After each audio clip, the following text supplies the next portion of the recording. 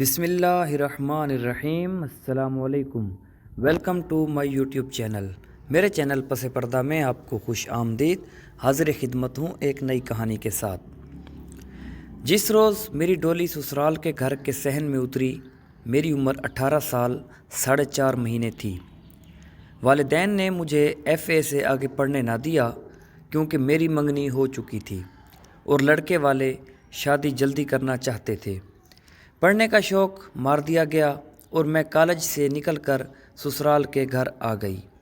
میرا سسرال اور میکا متوسط درجے کے گھرانے سے تھے۔ خاوند نے مجھے دل سے قبول کر لیا تھا۔ ازدواجی زندگی اچھی گزرنے لگی۔ پورا 1 سال ہنستے کھیلتے گزر گیا۔ ساس ماؤں کی طرح، نندیں سگی بہنوں کی طرح پیار کرتی تھیں۔ گھر کا کوئی کام نہیں کرنے دیتی تھیں۔ دن کے وقت زیور کے بغیر رہنے نہیں دیتی تھیں اور چاہتی تھیں کہ دلہن بنی رہوں۔ میرا دلہا ان کا اکلوتا لڑکا تھا، اس لیے وہ مجھے اس کی لاڈلی دلہن سمجھتی تھیں۔ میں 1 سال دلہن بنی رہی۔ دوسرا سال شروع ہوا تو میں نے محسوس کیا کہ ساس مجھے بڑی غور سے دیکھتی ہے۔ ایک دن ایک ادھیڑ عمر عورت آئی تو ساس مجھے کمرے میں لے گئی اور کہنے لگی، یہ ہماری دائی ہے، اس بیچاری کا یہی ذریعہ معاش ہے۔ اب آئی ہے تو اور کچھ نہیں تو اس سے پیٹ ہی ملوا لو، کچھ پیسے ہی دے دینا، بیچاری دعا دے گی۔ مجھے پیٹ ملوانے کی ضرورت تو نہیں تھی، لیکن اسے بھی میں ساس کا لاڈ اور پیار سمجھ کر پلنگ پر لیٹ گئی۔ ساس کمرے سے نکل گئی۔ دائی نے پہلے تو میرے پیٹ کو ٹٹولا، پھر پہلو سے دبانا شروع کیا۔ ناف پر ہاتھ رکھ کر دبایا۔ اس طرح 10-15 منٹ تک پیٹ کو مل کر اٹھ کھڑی ہوئی۔ وہ کمرے کے دروازے کی طرف گئی تو میں بھی اٹھ کر اس کے پیچھے دروازے تک آئی۔ ساس باورچی خانے میں تھی۔ دائی کو شاید معلوم نہ ہوا میں پیچھے کھڑی ہوں۔ اس نے میری ساس کی طرف سر کر کے سر ہلا دیا، جیسے اشارہ کیا ہو کہ نہیں۔ میں نے ساس کو دیکھا کہ اس کا چہرہ اداس ہو گیا اور اس کا سر جھک گیا۔ میں فوراً سمجھ گئی کہ میرا پیٹ کیوں ملوایا گیا ہے اور دائی نے سر ہلا کر ساس کو کیا بتایا ہے۔ میں نے دائی کو پیسے دیے اور اپنے کمرے میں آ گئی۔ میں نے پہلی بار محسوس کیا کہ 1 سال گزر گیا ہے، مجھے تو اب تک ماں بن جانا چاہیے تھا، مگر دائی میری ساس کو مایوس کر گئی تھی۔ 1 مہینہ اور گزرا تو دائی ایک بار پھر میرا پیٹ ملنے آ گئی۔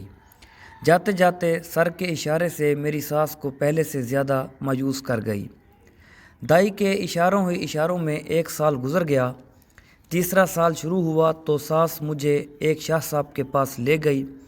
شاہ نے ایک کاغذ پر الٹی سیدھی لکیریں ڈال کر کہا کہ ایک لکیر ذرا گڑبڑ کر رہی ہے، اللہ نے چاہا تو یہ بھی اپنی جگہ پر بہت جلد آ جائے گی، اگلی جمعرات کو پھر آنا۔ ساس نے میرے ہاتھ سے 500 روپے شاہ کو دلا دیے۔ اگلی جمعرات آئی تو شاہ کے 500 روپے اور کھڑے ہو گئے، مگر ساس خوش نہ ہوئی کیونکہ ان کے شاہ صاحب نے فرمایا کہ جس روح نے آنا ہے وہ ابھی ستاروں کی گردش میں بھٹک رہی ہے، آنے میں ذرا دیر لگے گی پر آ جائے گی۔ 2 مہینے بعد گلی میں آواز آئی، فال رمل دلیل۔ ساس دوڑ کر باہر گئی اور رمل فال والے کو اندر لے آئی۔ محلوں میں رہنے والوں کو معلوم ہوگا کہ قسمت کا حال بتانے والے ایسے وقت گلیوں میں آ کر رمل فال دلیل کی صدا لگاتے ہیں جب گھروں کے مرد اپنے کام کاج پر نکل جاتے ہیں۔ گھروں میں عورتیں ہوتی ہیں، یہ ان کی ذہنی مجبوریوں اور نفسیات کو اچھی طرح سمجھتے ہیں۔ عورتوں سے ایسی استادی سے بات کرتے ہیں جو بالکل سچ معلوم ہوتی ہیں۔ ساس بھی انہی عورتوں میں سے تھی۔ ساس نے میرا ہاتھ جوتشی کے ہاتھ میں دے کر کہا، بابا جی اس کی گود کب ہری ہوگی؟ جوتشی نے میرے ہاتھ کی لکیریں دیکھیں، پھر ایک کتاب کھول کر مجھ سے کہا، ان خانوں میں سے ایک خانے پر دائیں ہاتھ کی شہادت کی انگلی رکھو۔ میں نے ایک خانے پر انگلی رکھ دی۔ خانے پر ایک جل پری کی تصویر بنی ہوئی تھی۔ جوتشی نے 3-4 کورے ٹکڑے اس کتاب پر پھینکے اور بولا، پری جل سے نکل آئی ہے، 4 چاند ڈوبیں گے پھر جل میں چلی جائے گی، پھر 3 چاند ڈوبیں گے پھر جل سے نکل آئے گی، تب جا کے من کی مراد پوری ہوگی۔ چنتا نہ کریں، بی بی ٹھنڈے دودھ کو پھونکے نہ ماریں، جل پری جل میں رہتی ہے، یہ بڑی بھاگوان ہے، جل تھل کر دے گی۔ 125 روپیہ بابے کی ہتھیلی پر رکھ، بابا کچھ اور بتائے گا۔ بابے کے من میں کبھی کبھی موج آتی ہے۔ جوتشی من کی موج میں 500 لے کر چلتا بنا، مگر باتیں ایسی بتا گیا کہ ساس اور نندوں کی باچھیں کھل گئیں۔ پھر 4 چاند ڈوب گئے، پھر 3 چاند اور ڈوب گئے۔ جل پری نے نی جل تھل تو نہ کیا بلکہ اسی جل میں ڈوب گئی۔ دائی نے پیٹ ملا، سر کا وہی پرانا اشارہ کر کے چلی گئی۔ ساس کا چہرہ اتر گیا۔ ازدواجی زندگی کا ایک اور سال گزر گیا۔ ساس اور نندوں کا لاڈ پیار بھی گزر گیا، لیکن خاوند کے رویے میں کوئی تبدیلی نہیں آئی۔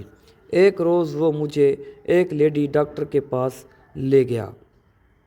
دوستو، کہانی ابھی جاری ہے۔ اگلی قسط سننے کے لیے میرے یوٹیوب چینل کو سبسکرائب کریں اور میری ویڈیوز کو اپنے دوستوں کے ساتھ شیئر کریں۔ ملتے ہیں انشاءاللہ نیکسٹ ایپیسوڈ میں۔ اللہ حافظ۔